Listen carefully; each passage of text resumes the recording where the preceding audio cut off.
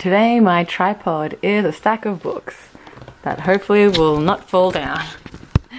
Hi everyone. I have shaved off my head. Not off my head, shaved off my hair.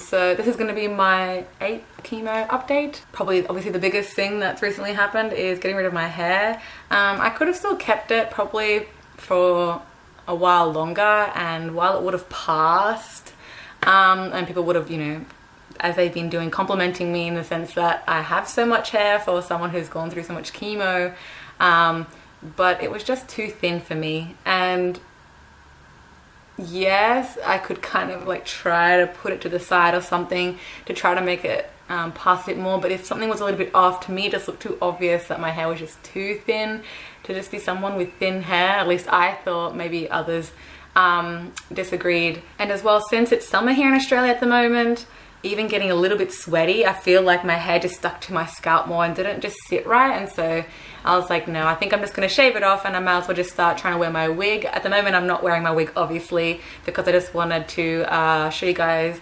how I look at the moment without my hair, since there are people here watching who are going through a similar process with chemo or who have gone through it. So there's definitely no shame in having the shaved head, and if anything, I'm surprised by how much relief I had once I was just finally shaved my hair as well. And I think that was because I was getting to the point where I'm just like really trying to make my hair not look sick and strange and thin.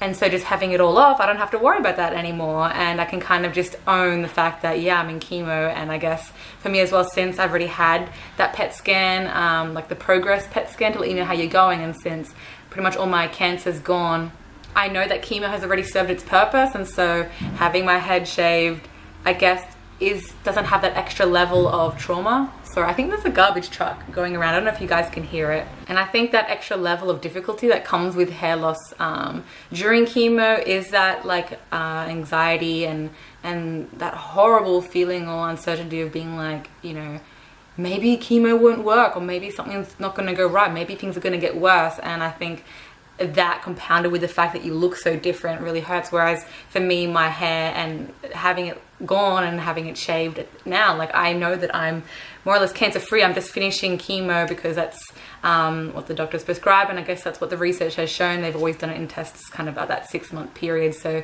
they're just going to stick with it instead of like making it less. So for me, when I looked a lot better, I had cancer in my body, and it was terrible, and it was causing me, you know, my horrible itchiness in my feet, and that was kind of when I was sickest really in terms of cancer.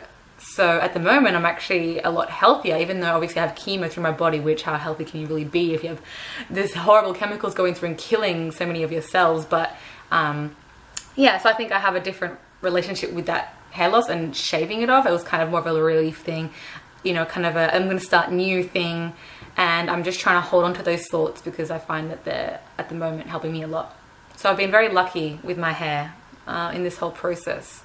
I'm also finding it weird, actually, when I put on the wig before, it didn't really feel right. And I know that the people said that I have to wear it for a few days, and that will also mold, and I can kind of keep pushing the hair into a certain area, and then it will kind of like sit that way.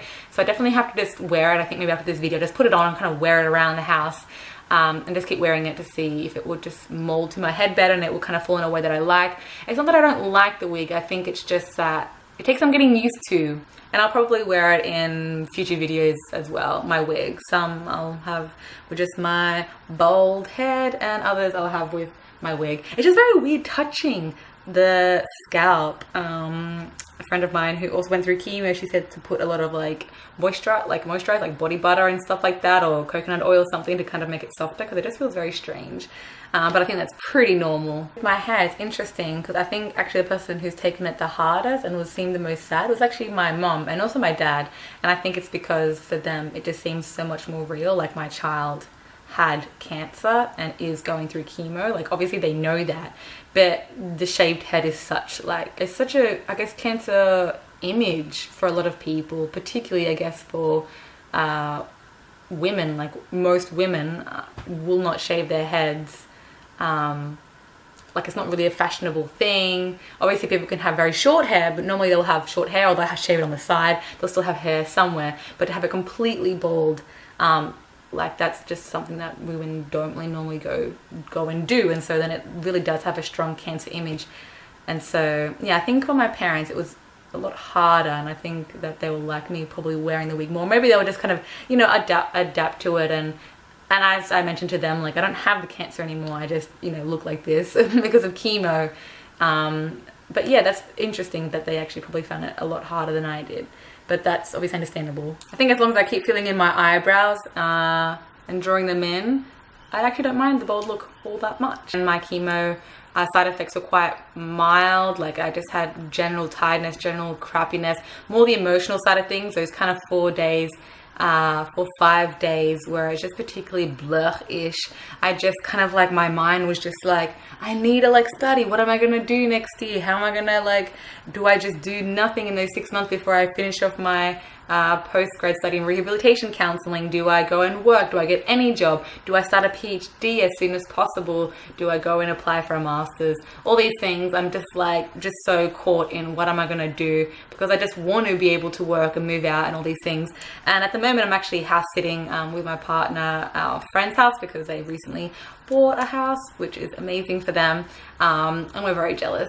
But it's awesome that we get to house sit for about 10 days. We have maybe another 2 days before they arrive, so that's been really good too during this time, to be able to kind of like pretend we're like the independent adults that we want to be, even though I'm going through the crappy chemo. So the side effects in terms of fatigue and like my chemo brain just kind of making that kind of fogginess that I can't really like produce things the way that I want to, like writing or things like that. So I've just been doing a lot of reading, which has also been very good. And actually I decided to paint because I was just like getting so caught up and so anxious and annoyed that I just wasn't doing anything.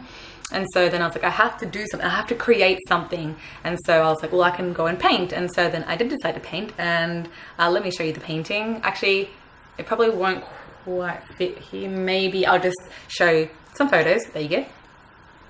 But I'm like, yeah, actually maybe I should keep painting because I like it, and I've been happy with what I've made so far. But I'd like to make a series out of the snakes. Yes, I've always loved snakes. I just find them so mesmerizing and just so beautiful. And also I think because they are dangerous, it adds a level of like beauty to that dangerousness. I'm still kind of processing why exactly. I'm just like so fascinated by snakes and why that love and fascination has grown in particular during the whole chemo cancer process. But I do think it has to do with how they shed their skin and then they're kind of like brand new again. And I guess I kind of compare that to the whole chemo thing, that maybe maybe I can kind of like mimic that and kind of like shedding old cells and getting rid of that cancer and then kind of becoming a new version of myself and then continuing on. I think with a side effect that I'm curious about is my eyes. I want to get them checked to see if I'm not seeing as well. I just feel like my vision has slightly blurred, particularly when things are far away,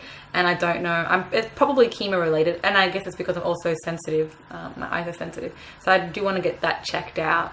I haven't had any more chest pains or the more scary stuff. I just have the general fatigue and yeah, crappiness in the brain of just feeling like blur, and then just getting anxious about the future and the past and wasting time and all this stuff, and having to just calm myself down and remind myself that, you know, I'm doing chemo, I'm going through a really crazy thing right now, even though I'm not really probably processing exactly what I'm going through. I'll probably do that more once it's all done, and that I just need to focus on, you know, taking each day as it comes and trying to and just being happy with what I do produce and what I do create and what I do learn in this time. Anyway, that's my update, and I'll see you all in the next video. Take care. Bye.